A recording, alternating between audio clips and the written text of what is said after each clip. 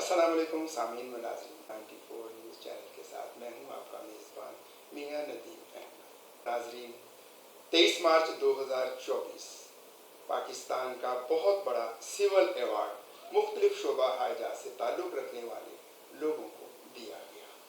اس میں فیصل آباد سے تعلق رکھنے والے معروف صنعت کار جناب مصدق ذوالقرنین صاحب، جو کہ چیئرمین ہیں انٹر گروپ انڈسٹریز کے، ان کو بھی سول ایوارڈ دیا گیا۔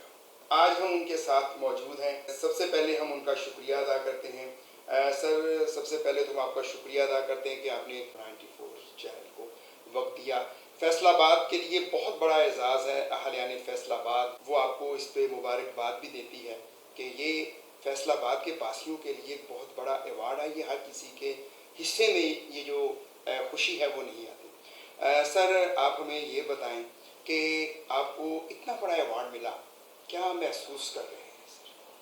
پہلے تو بہت شکریہ آپ کی تشریف آفری کا اور آپ کے جذبات اور خیالات کا۔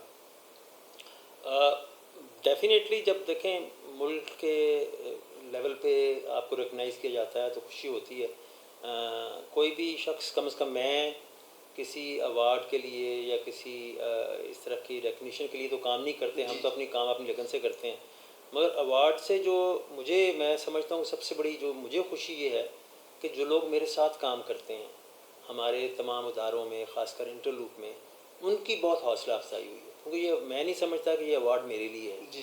میرا تو نام اس میں ہے اور اس میں سب کی محنت شامل ہے، تو وہ سب لوگ یہ سمجھتے ہیں کہ ہماری محنت کا یہ نتیجہ ہے کہ ہماری کمپنی کے چیئرمین کو ریکگنائز کیا گیا ہے اور اس سے ان کا حوصلہ بڑھتا ہے۔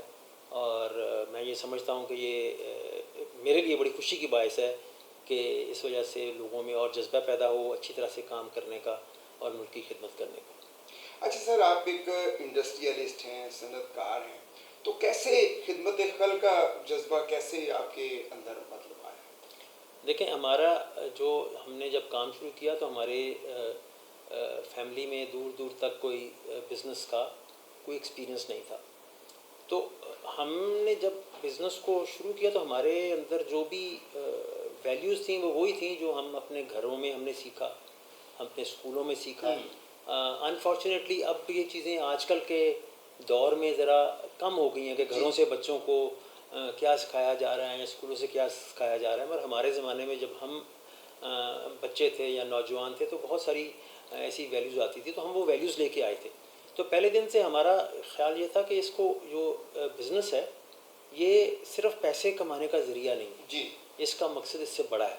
تو ہم نے اپنے بزنس میں ہم نے جب اس کا ایک مشن بنایا اس کو ہم نے کہ اس کے مقصد کیا ہے، جو جسے کہتے ہیں نا مقصد حیات، تو اس بزنس کا مقصد حیات کیا ہے، تو ہم نے اس کا ہمارا جو مشن ہے اس کا بنیادی نقطہ ہی یہ ہے کہ صرف آپ نے جو اس کے شیئر ہولڈر ہیں ان کے لیے کام نہیں کرنا، اپنے تمام سٹیک ہولڈر جس میں تمام لوگ شراکت دار، ہم سب کسی کو سمجھتے ہیں، جو لوگ ہمارے لیے کام کرتے ہیں، جو ہمیں مال سپلائی کرتے ہیں، جن کو ہم مال بیچتے ہیں، ان کے جو آگے لوگ جو ان سے خریدتے ہیں، حکومت ہے، معاشرہ ہے، ہمارے ارد گرد کے جو لوگ ہیں جہاں ہم بستے ہیں، تو ہم نے ان سب کے لیے کام کرنا ہے، ہم نے ان سب کے لیے ایجنٹ آف پازیٹیو چینج بننا ہے۔ تو ہم پہلے شروع سے ہی ہمارا یہ خیال تھا اور اس کے بعد ہم اس کو آرگنائز کرتے چلے گئے کہ یار پیسہ کمانا ہر بزنس کے لیے ضروری ہوتا ہے، مگر اگر پیسہ کمانے کو بنیادی مقصد بنا لیں تو پھر انسان لالچ میں پڑ جاتا ہے، اور اگر آپ اس جذبے کو اپنا مقصد بنا لیں کہ جی ہم نے سب کے لیے بہتری کرنی ہے، اپنے لیے بھی کرنی ہے، باقی سب لوگوں کے لیے کرنی ہے، تو پھر وہ سارا اس کا مقصد بدل جاتا ہے۔ اور میرا تجربہ یہ ہے کہ اگر آپ نیک نیتی سے کام کریں، آپ لوگوں کا خیال رکھیں، اپنے ساتھ جو کام کر رہے ہیں سب سے پہلے تو ان کا خیال رکھیں کہ جو جس معاشرے میں ہم رہ رہے ہیں وہاں پہ جو مشکلات ان کو دور کرنے کی کوشش کریں، تو پھر یہ مقصد بہت بڑا ہو جاتا ہے، وہ مشکلات بہت زیادہ ہیں تو آپ کو اور محنت کرنی پڑتی ہے کہ یار ہمیں یہ اگر اس کو ہمیں حل کرنا ہے مسئلے کو تو لازم بات ہے اور ایسے کمائیں گے تو حل کریں گے نا۔ تو وہ مقصد اتنا بڑا ہو جائے آپ کا کہ اس مقصد کے لیے آپ اور آپ کے لوگ جو آپ کے ساتھ مل کے کام کر رہے ہیں، آپ کو جن کو آپ امپلائیز کہتے ہیں، ہم سب مل کے اتنی محنت کریں کہ ہم لوگوں کی خدمت کر سکیں، معاشرے کو بہتر بنا سکیں۔ تو میرے خیال میں یہ اس طرح سے ہمارے وہ کہتے ہیں نا ڈی این اے میں، تو یہ صرف میرے میں نہیں، ہماری کمپنی کے ہر فرد کے ڈی این اے میں یہ شامل ہے کہ کس طرح سے ہم نے جو کام کرنا ہے وہ صرف کمپنی کے پیسے بنانے کے لیے نہیں، پورے پاکستان، پورے معاشرے، بلکہ ہماری کمپنیاں جہاں جہاں کام کرتی ہیں، سری لنکا میں ہیں، امریکہ میں ہے، وہاں وہ ان کے معاشرے کے لیے بہتری کا کام کرتی ہیں. اچھا سر، کچھ لوگ ہم نے دیکھا ہے کہ سوشل ورک کرتے ہیں، تھوڑا عرصہ کیا اور پھر خاموش ہو گئے. تو آپ مسلسل سوشل ورک میں، خدمت خلق میں لگے ہوئے، تو کون سی ایسی چیز تھی جس نے آپ کو موٹیویٹ کیے رکھا اور مسلسل آپ خدمت خلق میں لگے؟ جس طرح میں نے پہلے کہا نا کہ ہمارے ارد گرد معاشرے میں مسائل اتنے زیادہ ہیں. ہم جو یہ کہتے ہیں جو کیپٹلزم ہے ورلڈ میں، دنیا میں یہ جو سارا سرمایہ داری نظام ہے، یہ فیل کیوں ہوا ہے کہ آپ چند لوگ جو ہیں وہ دولت کو جمع کرتے جا رہے ہیں اور باقی لوگ جو ہیں وہ بیچارے محروم ہوتے جا رہے ہیں. اس لیے پوری دنیا میں جو ترقی یافتہ ممالک ان میں بھی ایک مسئلہ پیدا ہو گیا. تو ہم جب اپنے ارد گرد تکالیف دیکھتے ہیں، اپنے ملک میں نوجوانوں کو مایوس دیکھتے ہیں، تو پھر اگر آپ اس کو مشن بنا لیں کہ ہم نے ہر ممکن وہ کوشش کرنی ہے کہ ان مسائل کو حل کریں. ہم ہر وقت حکومت کی طرف، سیاسی جماعتوں کی طرف، باقی طرف دیکھتے رہتے ہیں. ہم خود کیا کر سکتے ہیں پہلے تو وہ کریں. تو ایک تو یہ جذبہ ہے کہ اس کو اس طرح سے حل کیا جا سکے اور یہ مسائل حل سکیں. دوسرا یہ کہ ہم نے جب میں نے جیسے آپ کو پہلے بھی بتایا، اپنی کمپنی میں، اپنی کمپنیز میں ایک ہم نے مشن بنایا، تو اس کا ہم نے ایک اسٹرکچر پروگرام بنایا. ہم یہ نہیں کہ جو یہ کر لو، کبھی اپنے نام سے بنا لو. ہم نے اس کی ایک اسٹرکچر پروگرام ہے ہمارا کہ کہاں کہاں ہم نے انٹرونشن کرنی، کہاں کہاں مداخلت کرنی ہے. ہم نے سب سے اہم ہمارے لیے ہے تعلیم، اور تعلیم جو ہے معیاری تعلیم. ہمارے بچوں کے لیے، جو عام لوگوں کے بچے ہیں، وہ اگر گورنمنٹ اسکولوں میں جاتے ہیں ان کا کوئی مستقبل نہیں. ہمارے زمانے میں گورنمنٹ اسکول کے بچوں کا بڑا مستقبل تھا، اور ہر آدمی پرائیویٹ اسکول. تو ہم نے ایک اسٹرکچر پروگرام بنایا کہ ہم نے اسکولوں میں کیسے انٹرونشن کرنی ہے. الحمدللہ اب تک ہم 36 دا سٹیزن فاؤنڈیشن اسکول بنا چکے ہیں اور ان کو چلا بھی رہے ہیں. اسی طرح سے پھر ہماری جو انٹرونشن ہے وہ اسپورٹس میں ان لوگوں کے لیے ہے جو کہ جن کو ہم ڈفرینٹلی ایبلڈ کہتے ہیں. کوئی جیسے ویل چیئر کرکٹ ہے، بلائنڈ کرکٹ ہے، جن کو کوئی تعاون نہیں کرتا، کمرشلی سپورٹ نہیں کرتا. تو وہ کہتے ہیں اس سے ہمیں کیا فائدہ ملے گا. ہم خواتین کی سپورٹس ہیں ان کو ہم سپورٹ کرتے ہیں.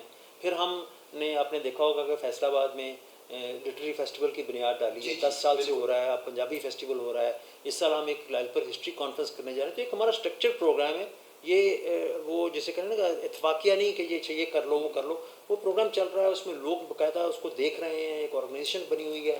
تو اس لیے یہ چلتا رہے گا. اور میری کوشش ذاتی طور پہ بھی ہے اور کمپنی کی بھی ہے کہ کوئی بھی چیز میرے نام سے یا میری ذات سے نہیں ہونی چاہیے. میں انسان تو فانی ہے، چلے جانا ہے. میں چلا جاؤں، میرے بعد والے چلے جائیں، یہ کام چلتا ہے، سسٹم چلتا رہے، یہ سلسلہ چلتا ہے. تو یہ چیز ہم اس کے اوپر آپ بائی پروفیشنل دیکھتے ہیں تو آپ ایک انجینئر ہیں، تو کیسے بزنس میں پھر کیسے آئے اور کامیاب بزنس میں کیسے بنے؟ دیکھیں میں نے پہلے تقریباً 12 سال سوئی ناردرن میں انجینئرنگ کرتے ہی مجھے وہاں جاب مل گیا تھا.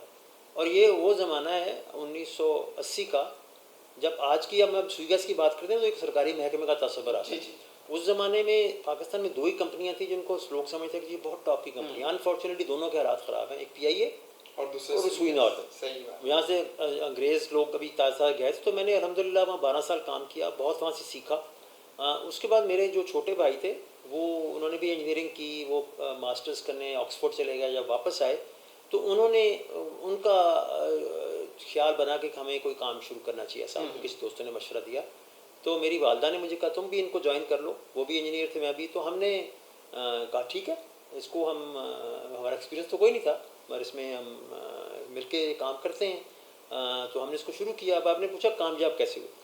ایک تو میں یہ لوگوں کی کسی کی برائی نہیں کرنا چاہتا. میں نے جیسے آگے عرض کیا کہ ہمارا کوئی تجربہ نہیں تھا، اور یہ میں سمجھتا ہوں کہ ہمارے لیے بہت بنیادی فائدے کا باعث بنا کہ ہمیں کوئی ایسی عادات نہیں تھیں یا ہمیں کوئی ایسا جیسے کہتے ہیں نا لیگیسی بیگیج نہیں تھا ہمارے کندھوں پہ کہ کام کو ایسے کرنا ہے. ہم نے تو ہر کام کو کہا کہ طریقے سے کریں گے، پلاننگ سے کریں گے، پڑھے لکھے لوگ استعمال کریں گے، جو کمپنی کا پیسہ ہے اس کو اپنا پیسہ نہیں سمجھیں گے، اور فائنینشیل ڈسپلن رکھیں گے، ٹیکس پورا دیں گے، اور نئی مشینری لگائیں گے.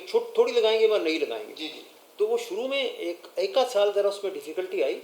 اس کے بعد وہ خود جو سمجھے کہ اللہ تعالیٰ جو ہے نا وہ برکت ڈالتا ہے. ہم لوگ مایوس ہو جاتے ہیں بہت جلدی. اور عام پاکستان میں تاثر ہے کہ اگر آپ کام جو ہے وہ صحیح طریقے سے کریں، ایمانداری سے کریں، ٹیکس پورا دیں, مزدور کی تنخواہ ٹائم پہ دیں اور پوری دیں, اس کا خیال رکھیں, تو پیسے نہیں بچتے.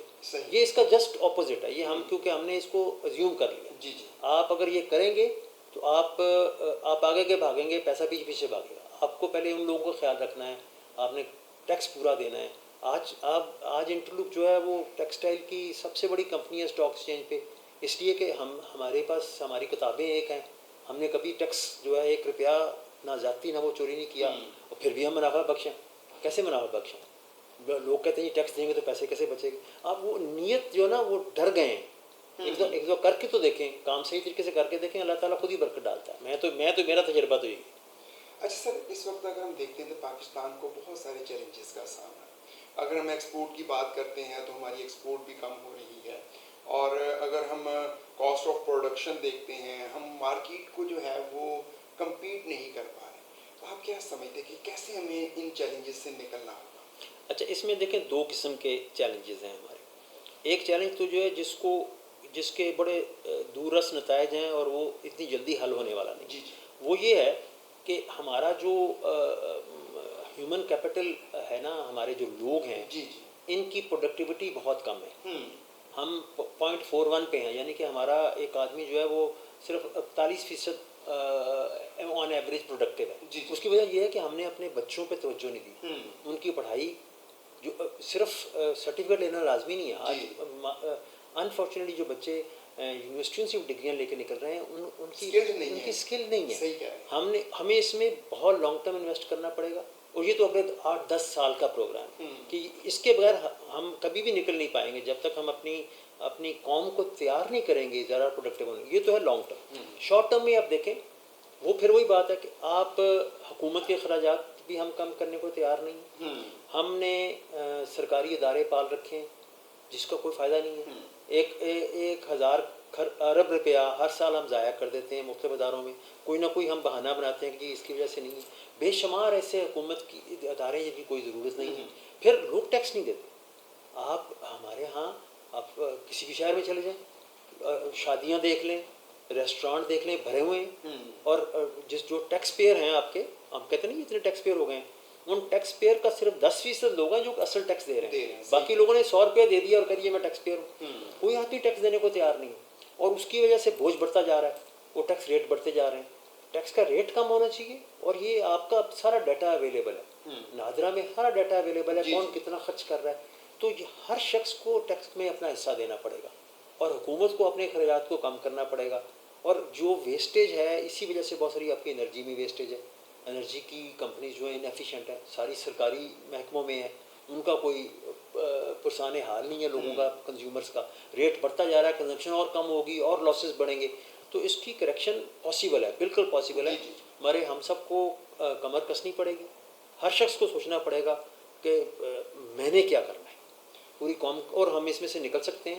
مگر اگر ہم ٹیکس نہیں دیں گے, حکومت اپنی بزنس سے نہیں نکلے گی, اپنی جو شاہ خرچیاں اس کو بند نہیں کرے گی, تو پھر بہت مشکل ہوگی. اچھا سر, دیکھتے ہیں نوجوان ہمارا فیوچر ہے, اور پاکستان واحد ملک ہے جس کا نوجوان سب سے زیادہ 52% جو ہے وہ یوتھ ہے ہمارا. تو نوجوانوں کے لیے آپ کیا پیغام دیں گے, کیسے وہ کام کریں کہ وہ بھی عبدالستار ایدی اور مصدق ذوالقرنین جیسی شخصیات جو ہے وہ بن سکیں؟ لیکن سب سے پہلی بات تو یہ کہ ایدی صاحب تو, میں اللہ تعالیٰ کو جنت نصیب کرے, وہ تو بہت بڑا نام ہے. نہیں, ایوارڈ میں سمجھتا ہوں کہ کسی نوجوان کو مصدق ذوالقرنین بننے کی ضرورت نہیں ہے. وہ صرف اپنا کام اطمینان سے کرے. اگر پڑھائی کر رہے ہیں تو ڈگری لینے کے لیے نہ کریں, سمجھنے کے لیے کریں. کوئی بھی کام کر رہے ہیں, جب آپ اپنے پیسے کو ترقی کا معیار بنا لیتے ہیں نا, تو پھر کوئی اس کا کوئی فائدہ نہیں ہے. آپ نے ترقی کا معیار یہ بنانا کہ جو بھی کام کر رہے ہیں وہ بہترین طریقے سے کریں, ایمانداری سے کریں. رات کو جب آپ سوئیں تو آپ کو یہ نہ ہو کہ میں نے کسی کا حق مارا ہے, یا میں نے کوئی قانون توڑا ہے, یا میں نے کوئی چیز غلط کی ہے. آپ کے پاس شاید پیسے کم ہوں گے, آپ کا شاید بڑا نام نہیں ہوگا, مگر آپ اطمینان سوئیں گے, وہ اصل کامیابی ہوا ہے, میں یہ سمجھتا ہوں. تو پھر کامیابی اللہ تعالیٰ جو نا آزمائش ہوتی ہے یہ کسی کا, میں اپنے آپ کو سمجھتا ہوں کہ اللہ تعالیٰ نے شاید میرے لیے بہت بڑی آزمائش ہے, اور مجھے اوپر جا کے میری پکڑ زیادہ ہونی ہے. جس کے پاس آج کم ہے اس کی اوپر جا کے پکڑ کم ہوگی.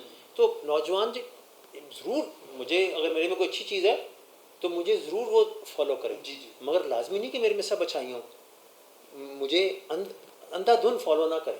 اگر میرے میں جو چیز غلط ہے ان کو نہیں پسند آتی اس کو مت فالو کریں. آپ ہر شخص میں دیکھیں گے اس میں کیا چیز اچھی ہے کیا برائی ہے ہم سمجھ سکتے ہیں. مگر اپنا کام دل جمی سے کریں. جو بھی کام کریں پہلے تو پڑھائی اپنی جو ہے نا ڈگری لینے کے لیے نہ کریں. جی جو بھی پڑھائی ہے اس میں آپ اس کو نالج حاصل کرنے کے لیے کریں. انٹرنیٹ پہ جائیں ڈھونڈیں نالج کو ڈھونڈیں. جتنا نالج آپ کے اندر ہو جائے گا وہ اصل میں ویلیو ایڈیشن ہے. اچھا سر ابھی ہم یوتھ کی بات کر رہے ہیں. اب ہمارا نوجوان جو ہے وہ باہر جانے کو زیادہ ترجیح دیتا ہے حالانکہ آئی ٹی کا دور ہے اور آئی ٹی میں اگر ہم دیکھتے ہیں بہت سارے ایسے نوجوان ہیں جنہوں نے اپنے آن لائن بزنس بھی شروع کیے ہیں. تو کیا وجہ ہے کہ ہمارا جو نوجوان ہے وہ پاکستان میں کیوں نہیں رہنا چاہتا؟ دیکھیں دو تین چیزیں ہیں. ایک تو یہ کہ مایوسی بہت پھیل گئی ہے. ہوں کچھ اس میں سے میرے خیال میں حالات واقعی خراب ہیں مگر کچھ اس کو ہم نے بہت بڑھا چڑھا کے خراب کر دیا. جی جی یہ سوشل میڈیا میں نا جو چیز بکتی ہے وہ بری خبر ہے. ہوں. وہ سچ ہے یا جھوٹ ہو. آپ جھوٹ بنا کے بری خبر چلا دیں اس کی بہت زیادہ وائرل ہو جاتی ہے. تو اس کی وجہ سے بچے جو ہیں وہ بہت مایوس ہیں. ٹی وی پہ سارا وقت مایوسی کی خبریں چلتی ہیں. ہوں. مجھے تو کوئی بچہ ملتا ہے میں اس کو کہتا ہوں ٹی وی دیکھنا بند کر. صحیح.